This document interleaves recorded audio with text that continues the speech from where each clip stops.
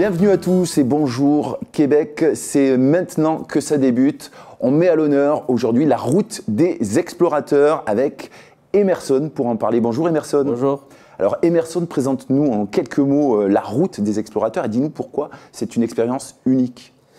Alors, la route des explorateurs, c'est un itinéraire qui traverse 3 régions et qui suit les explorateurs d'autrefois.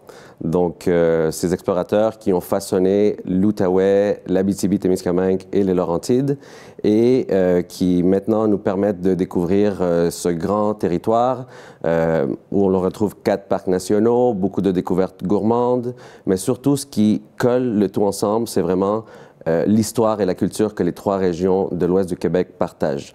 Ce sont des étapes historiques qui ont marqué non seulement l'ouest du Québec, mais aussi le Canada. Donc, vous avez l'opportunité de faire un itinéraire, une boucle de 1500 km qu'on recommande en FIT autotour et un minimum de 12 nuitées, donc vraiment idéal pour le slow tourism. Alors, slow tourism, c'est tourisme cool, tranquille, on prend son temps sur cette route historique. Oui. Alors justement, le top 3 des expériences incontournables sur cette route, ça serait quoi d'après toi? 1500 km, c'est difficile de faire 3 choix, mais si j'y vais par thématique, en plein air, le parc national du Mont-Tremblant, je pense que c'est vraiment un incontournable dans les Laurentides. C'est le premier parc qui a été créé au Québec en 1895. Il y a 3 secteurs et on recommande le secteur de la Diable qui est plus à proximité de la station de villégiature Mont-Tremblant. On peut faire des randonnées comme le sentier de la chute du Diable, il y a un parcours de Via Ferrata et donc beaucoup de plein air à découvrir dans ce parc-là. De la marche, du sport.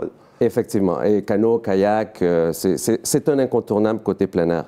Maintenant, en Abitibi-Témiscamingue, pour l'histoire et la culture, je recommande le fort Témiscamingue-Obadjiwan, qui raconte l'histoire de la fourrure. Dans le fond, les Britanniques et les Français au 17e et 18e siècle voulaient contrôler cette ressource et ça a été donc un poste de traite de fourrure pendant longtemps. Fourrure, castor? Castor principalement, effectivement. Mais les Premières Nations ont joué un rôle très important dans ce commerce-là.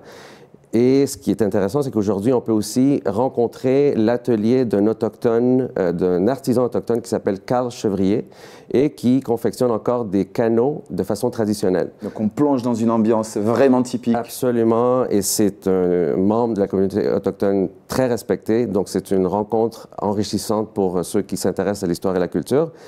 Et finalement, en termes de faune, observation de la faune, en Outaouais, à Montebello, le parc Omega, c'est un incontournable, c'est un parc de style safari. On peut découvrir les animaux de la faune canadienne, ours noirs, wapiti, loups, bisons, etc. Et vous avez aussi l'option de dormir sur place à côté d'une meute de loups. D'accord, on va essayer de s'éloigner un petit peu, mais en tout cas, ça donne vraiment très envie de se plonger dans cette atmosphère. Alors, tu nous conseillerais quelle saison pour justement bien profiter de cette route des explorateurs ?